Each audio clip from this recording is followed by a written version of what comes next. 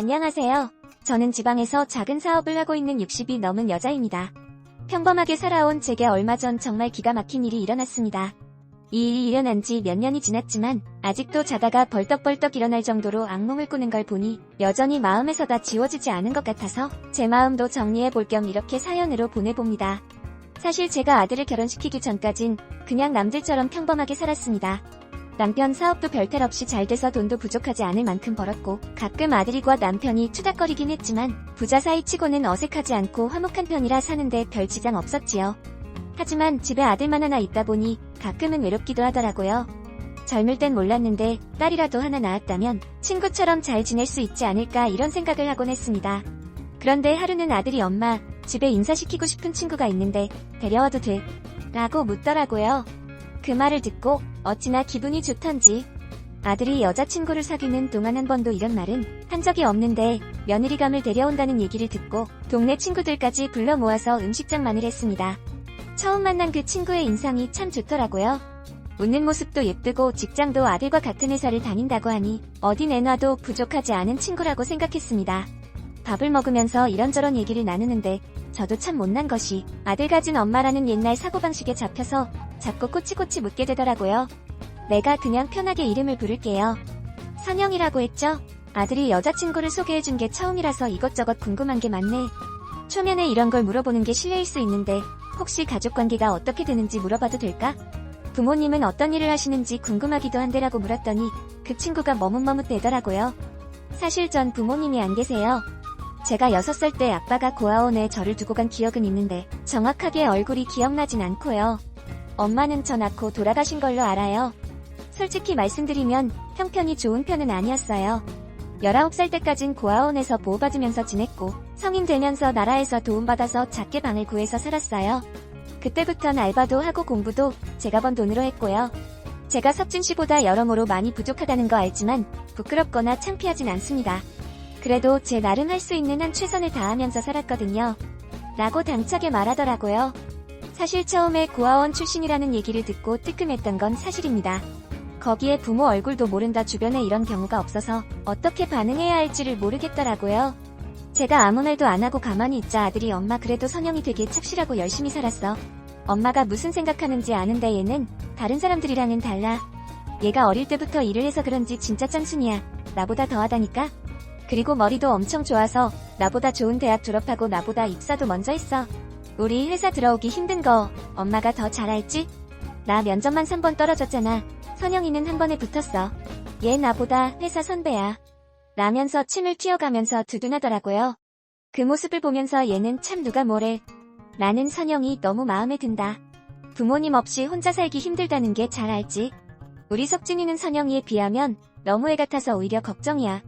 선영아 내가 우리 석진이 잘 좀 봐줘.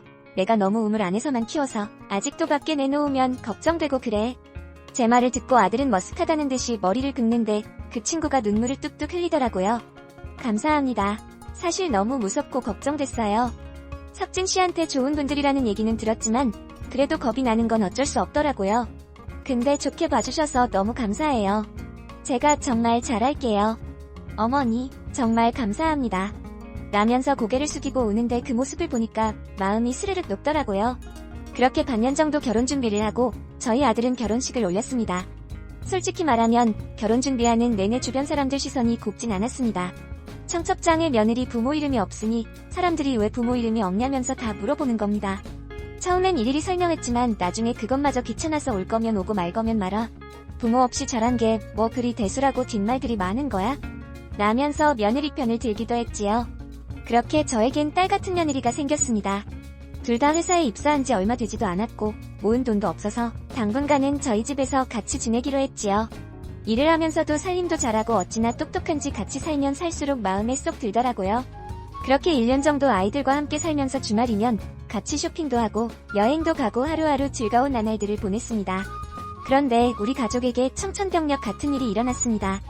남편이 출근길에 차를 몰고 가다가 덤프트럭과 사고가 나서 응급실에 실려갔다는 소식을 듣게 됐습니다. 애들한테 연락할 새도 없이 응급실에 도착했는데 이미 남편은 의식이 없는 상태였지요.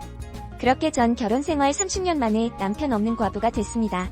남편의 장례를 치를 때까지도 남편이 이 세상에 없다는 사실이 실감나지 않았는데 발인 날 아침엔 정말 평생 쏟을 눈물을 다 쏟은 것 같네요. 그날은 지금 생각만으로도 눈물이 앞을 가립니다. 그렇게 남편을 보내고 나니 밥을 넘겨도 목구멍이 까실까실한 것이 흙을 씹어먹는 것 같고 물 한 모금 제대로 못 마시겠더라고요. 그때마다 며느리가 어머님까지 이러시면 저 걱정돼서 어떻게 살아요. 한 끼라도 좋으니까 제발 조금씩 드세요. 라면서 회사까지 휴가를 내고 제 옆을 지켜줬습니다. 그런데 이상한 것이 남편이 그렇게 되고 나면 집에 사는 사람은 3분인데 오히려 생활비는 늘고 이상하게 나가는 돈이 많더라고요. 남편이 관리하던 돈이 다 제 앞으로 넘어와서 안 그래도 머리가 아팠는데 큰 돈이 빠져나가는 건 아니다 보니 애들한테도 묻기도 참 애매하더라고요. 결국 저는 별말하지 않고 그냥 넘어갔지만 솔직히 신경이 안 쓰인다면 거짓말이었겠지요. 그래도 참 팔이 안으로 굽는다고 돈 문제가 신경 쓰이다 보니 아들보다 며느리의 행동 하나하나가 눈에 들어오더라고요. 그럴 수밖에 없던 것이 평생 명품이라고는 모르고 살던 애였는데 남편이 떠나고 나서부턴 갑자기 기명품 백들을 사 모으기 시작했고 구두나 옷 같은 것들도 방 한가득 쌓아놓기 시작하는 겁니다. 그 옷들이 몇만 원짜리면 저도 아무 말 안 했을 텐데 이름만 들으면 알만한 유명 명품 브랜드의 옷들이라 몇 개만 사도 돈 1000만 원이 욱 넘어가더라고요. 겉으로는 아무 말 안 했지만 속으로는 제가 갑자기 무슨 바람이 들어서 저렇게 하루가 멀다 하고 명품을 사재기 라는 생각을 하고는 했습니다. 뭐 당장 눈앞에 그 돈 없다고 당장 죽는 게 아니었기에 어린애도 아니니까 알아서 잘 처신할 거라고 생각했지요. 그렇게 별탈 없이 하루하루를 살아가는데 하루는 며느리가 어머님, 제가 요즘 주말마다 봉사활동 같이 다니는 단체가 있거든요. 교회로 나가서 바람도 쓰고 좋은 일도 하면 기분이 좀 많이 나아지더라고요. 같이 한번 가보시는 거 어때요? 라면서 제안을 하는 겁니다. 저는 아이고 됐다. 무슨 봉사활동이니 그냥 집 근처 공원이나 돌면서 산책하는 게 낫지. 괜히 그런데 가면 마음만 심란해져. 그냥 집에 있을란다라고는 거절을 했지요. 그런데 몇 번이나 저를 설득하기에 못 이기는 척 따라 나섰죠. 그런데 도착하자마자 봉사회장이라는 사람에게 저를 소개시켜주더라고요. 회장님 제가 말씀드린 적 있죠? 너무 괜찮은 분 있다고요. 회장님께 꼭 인사드리고 싶었는데 이제야 모시고 오게 됐어요. 라면서 인사를 시켜주는 겁니다. 그 사람과 악수를 하는데 인상만 봐도 점잖은 것이 사람이 너무 괜찮더라고요. 남자분은 저를 빤히 쳐다보면서 말씀 많이 들었습니다. 선영이 시어머니 되시는 분이라고요? 얘가 어찌나 어머니 자랑을 하던지 아주 귀에 딱지가 앉을 정도였다니까요. 이제야 뵙게 됩니다. 듣던 대로 미인이시고 인상이 너무 좋으시네요. 라면서 제게 좋은 말들을 많이 해주는 겁니다. 이렇게 따뜻한 말을 오랜만에 들어보니 저도 모르게 마음이 설레더라고요. 그렇게 한두 번 정도 그 사람을 만나면서 유기견 보호소나 요양병원 같은 곳에 봉사활동을 다니기 시작했습니다. 며느리 말대로 집에만 있다가 밖에 나와서 사람들도 만나고 좋은 일도 하니까 엄청 뿌듯하고 좋더라고요. 얘 진작 내 말 듣고 나올 걸 그랬다. 앞으로 나는 내가 하자는 거라면 뭐든지 할란다. 네, 말 듣고 후회한 적이 한 번도 없어. 너무너무 고맙다라면서 입이 마르게 칭찬을 했지요. 어머님이 좋다고 하시니까 저도 너무 기쁘네요. 어머님 제가 봉사활동하러 안 오더라도 회장님 계시니까 빼놓지 말고 호박호박 나오세요. 안 그래도 회장님이 어머님 너무 마음에 들어 하시던데요. 어머님도 괜찮으시면 두 분이 따로 식사 한번 하시는 건 어때요? 라면서 저희 둘 사이를 이어주려고 하는 겁니다. 저는 그렇게 며느리 덕에 그 봉사모임 회장이라는 사람과 점점 가까워졌습니다.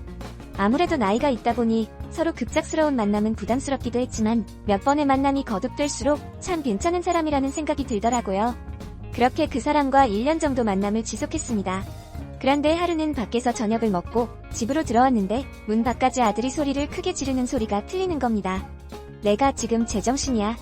우리 집이 무슨 재벌도 아니고 내가 벌면 얼마나 번다고? 몇백만 원짜리 가방이며 옷이며 이렇게 턱턱 사 제끼는 말이나 된다고 생각해. 얘기를 들어보니 며느리가 명품 쇼핑을 한 것 때문에 아들이 잔뜩 화가 난 것 같았습니다. 왜? 난 이런 것 좀 사면 안 돼? 나도 명품 좋아해. 언제까지 내가 궁상맞게 살아야 되는 건데? 나한테 쓰는 돈이 아까워서? 그래. 그럴 거면서 결혼은 어떻게 했어? 돈 아까워서 데이트는 어떻게 했니? 애기 낳으면 돈도 많이 들 텐데 앞으로 애기 낳을 생각은 있는 거야? 라면서 맞받아 치더라고요. 안녕하세요. 저는 지방에서 작은 사업 저는 거실에서 아무 말도 하지 않고 둘의 대화를 듣기만 했죠. 그때 아들이 방문을 쾅 닫으면서 밖으로 나왔고 저랑 눈이 딱 마주쳤습니다. 엄마, 오신 줄 모르고 죄송해요. 저희가 언성이 너무 높아져서 라면서 말끝을 흐리더라고요. 그때 갑자기 며느리가 제게 어머님 진짜 해도 너무한 것 같아요. 제가 방이랑 옷 몇 개 산 거 가지고 저를 벌레 취급하는데 진짜 너무 서운해요. 어머님도 그렇게 생각하세요? 라면서 제게 화살을 돌리는 겁니다. 솔직히 저도 마음에 걸렸던 부분이라 며느리에게 내가 말은 안 하려고 했다만 석진이 돈이 아까워서 그랬겠다. 몇 개나 있는데 또 비슷한 사니까 이해를 못할 수도 있지. 이게 돈이 모자라서가 아니고 그렇게 갑자기 너무 많은 걸 사니까 아마 석진이도 많이 놀란 듯 하구나. 둘이서 얘기를 다시 잘해보렴. 돈 때문에 집에서 언성 높이는 건 난 싫다. 라고 좋게 얘기를 했지요. 그런데 그때 며느리가 눈에 불을 켜더니 어머니께서 그렇게 말씀하시니까 정말 서운하네요. 어머니 제 덕분에 새로 남자친구도 사귀시고 재혼까지 얘기하신다면서요. 제가 어머님 새 인생 시작해드리게 한 건데 돈 몇 푼에 이러시는 건 좀 아니지 않아요? 어차피 두 분 재혼하시면 다 제 덕이잖아요. 제가 무슨 중매쟁이라서 두 분한테 돈을 받을 것도 아니고 제가 뭐 받아내려고 두 분 소개해드린 것도 아니지만 설마 입싹 닦으시려고 했던 건 아니죠? 라면서 기가 막힌 소리를 하는 겁니다. 물론 제가 지금 만나는 사람과 재혼을 하면 당연히 며느리 덕이 맞지요. 당연히 그에 대한 사례도 할 생각이었고요. 아무리 가족이라도 줄 건 주고 받을 건 받는 게 맞다고 생각했으니까요. 하지만 저런 식으로 나오니까 제가 아무 말도 못하겠더라고요. 말을 곱게 못하기는 했지만 며느리 말이 틀린 건 없었으니까요. 저는 아들의 손을 잡고 부엌으로 데리고 와서 그냥 아무 말 말고 있어라. 내가 알아서 할 테니까 너는 아무 말 말 안 하면서 어르고 달랬습니다. 식식 때는 아들을 겨우 달래고 나니까 그 후로는 며느리가 기세등등해지더군요.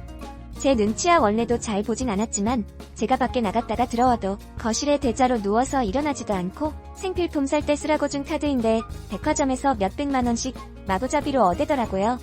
쓴소리도 몇 번 해봤지만 그때마다 돌아오는 대답은 어머님이 자꾸 이렇게 나오시면 저 그 회장님한테 어머님의 무슨 얘기를 할지 모르겠네요. 라면서 약점을 잡은 것처럼 얘기를 하는 겁니다. 저 살면서 정말 남한테 패기치고 지은 죄라고는 없다고 생각했는데 저런 말을 들으니 괜스레 제가 무언가 잘못한 게 있는 것 같고 마음이 약해지더라고요. 그땐 제가 뭐에 홀렸는지 지금 생각해봐도 제 자신이 참 답답하기만 합니다. 그 뒤로는 뻔하죠 뭐. 며느리는 저를 등에 업었다는 자신감 때문인지 저를 투명인간 취급했고 아들과의 싸움도 더 잦아지더라고요. 제가 괜히 피어들면 아들과 며느리가 싸움만 날 것 같아서 아무 말도 하지 않고 그냥 지켜만 봤습니다. 이런 얘기를 어디다 좀 털어놔야 조언이라도 구하고 속이라도 시원할 텐데 그때 생각나는 사람이 봉사모임의 회장님밖에 없더라고요. 저는 속상하고 답답한 마음에 창피함을 무릅쓰고 이 사실을 털어놓았는데 그 사람은 참 고맙게도 제 마음을 잘 헤아려주면서 제가 옆에 있었다면 그 며느리 혼쭐을 내줬을 텐데 여사님이 너무 성품이 좋으니까 이런 일이 다 일어나네요. 이래서 집에 남자가 있어야 된다는 말이 나오는 겁니다. 안 그래요, 여사님? 이라고 말을 하더라고요. 제가 고개를 끄덕이자 그 사람이 제게 작은 반지 하나를 손에 쥐어주면서 여생은 여사님과 함께 보내고 싶습니다. 라고 제게 프로포즈를 하더라고요. 그렇게 우리는 늦은 나이지만 황혼을 같이 보내기로 했고 가족들끼리 소박하게 결혼식을 올렸습니다. 그런데 참 이상한 것이 가족들끼리 밥을 먹는데 회장님 표정이 좋지 않더라고요. 저는 걱정이 되는 마음에 혹시나 어디 불편하세요? 라고 물었더니 아드님과 며느님을 이렇게 만나 긴장이 돼서 밥이 잘 안 넘어가네요. 너무 죄송하지만 잠깐 자리 좀 비우겠습니다. 라면서 몇 번이고 화장실을 가는 겁니다. 그때는 마냥 긴장해서 그런 줄 알았지 별다른 생각은 하지도 못했습니다. 그렇게 저도 몇 번 따라 나가고 아들 며느리도 따라 나가면서 힘들게 식사 자리를 마무리했던 기억만 납니다. 그리고 일주일 뒤 전셋집을 정리하고는 저희 집으로 들어와서 같이 살기로 약속을 했는데 이 사람이 연락이 안 되는 겁니다. 무슨 일이 있나 싶어서 집으로도 찾아가 보고 몇 번이나 전화도 걸었는데 받지를 않더라고요. 그런데 이틀 뒤 아들과 며느리가 마트에 장을 보러 나간 사이 초인종 소리가 들리는 겁니다. 인터폰으로 보니 봉사모임의 회장님이더라고요. 저는 놀란 마음에 버선발로 달려나갔는데 그 사람이 집 안으로 들어오지 않고 가만히 서 있는 겁니다. 선생님 왜 들어오지 않고 밖에만 서 계세요?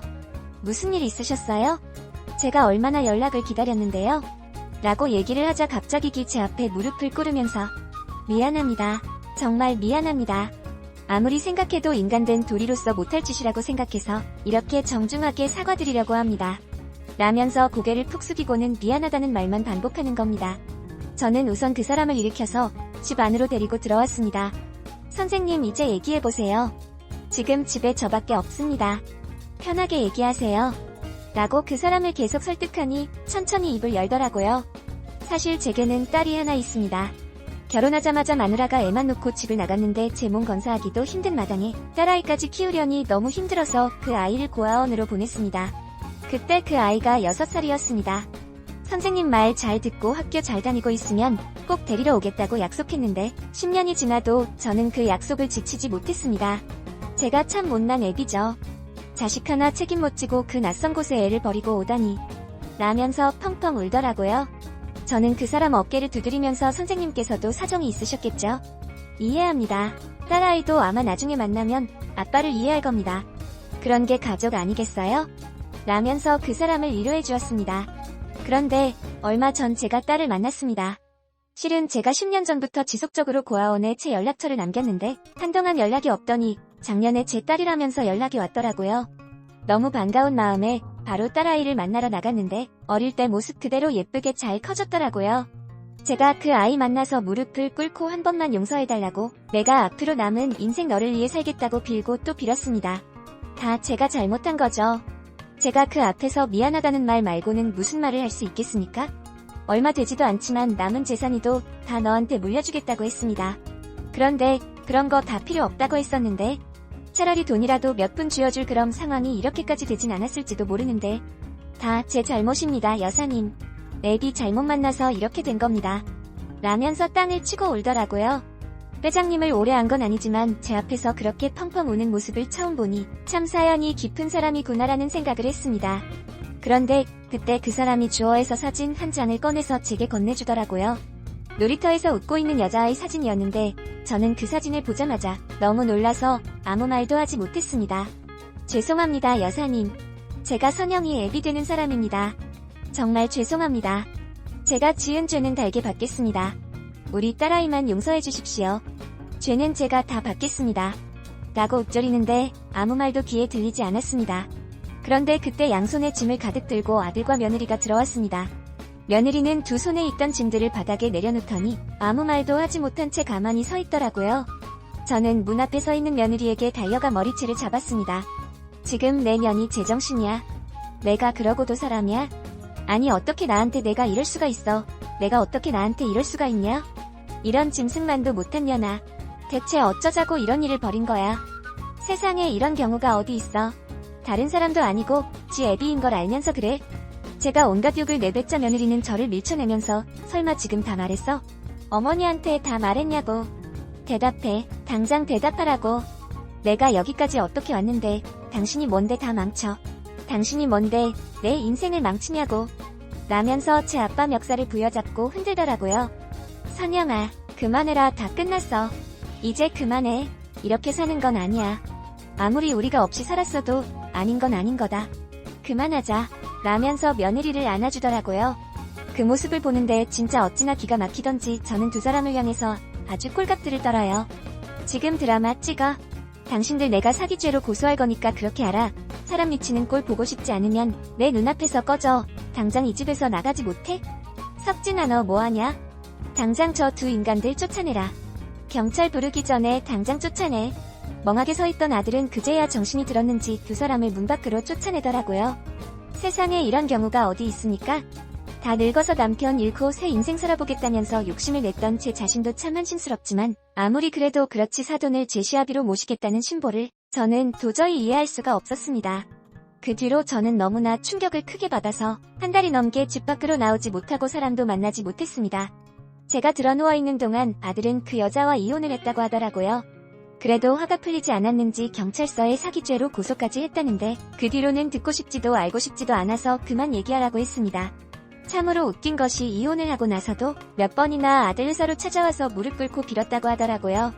처음부터 계획적인 건 아니었다고 결혼 후에 아빠를 만나게 된 거고 자기가 잠깐 미쳤었다고 싹싹 빌었다는데 이제 와서 저런 것들이 무슨 소용이 있겠습니까? 다행히도 아들이 마음을 굳게 먹었는지 회사까지 관두고 전화번호까지 바꿨다고 하더라고요. 그 일이 있고 나서 한동안은 그 여자가 꿈에 나타나서 저를 참 많이 괴롭혔습니다. 만약 그 남자가 사실을 얘기하지 않았다면 어떻게 됐을지 생각만으로도 끔찍합니다. 지금 이 글을 쓰면서도 이게 정말 저한테 일어난 일이 맞나 실감이 나지 않을 정도니까요. 누군가 저에게 그런 말을 하더군요. 죄는 미워하될 사람은 미워하지 말라고요. 그 말 듣고 참말도 안 되는 소리라고 생각했습니다. 저는 최도 미워하고 우리 가족을 돈주머니로 취급한 사람도 평생 미워하고 저주하면서 살랍니다. 그래야 조금이나마 제 속이 풀릴 것 같네요. 저는 거실에서 아무 말도 하지 않고 둘의 대화